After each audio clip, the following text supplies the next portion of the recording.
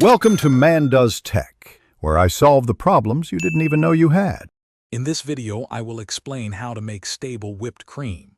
Start with very cold, heavy cream, ideally straight from the refrigerator.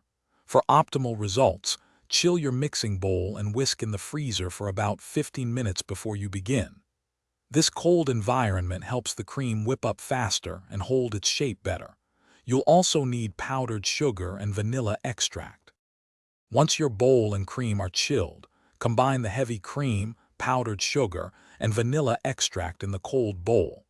Begin mixing on a low speed to avoid any splattering of the liquid cream.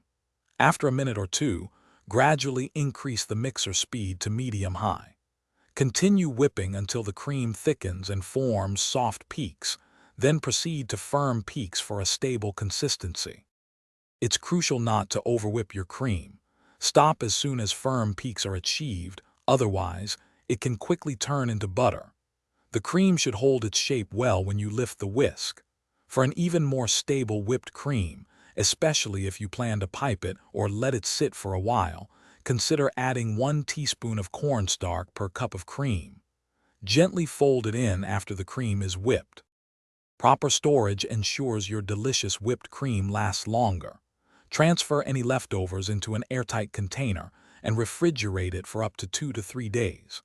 For longer storage, you can even freeze whipped cream for 1 to 2 months.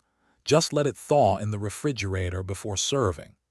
Also, for those looking to streamline their kitchen, check the description for a link to some fantastic leak-proof meal prep containers and other great deals. They are perfect for keeping your food fresh.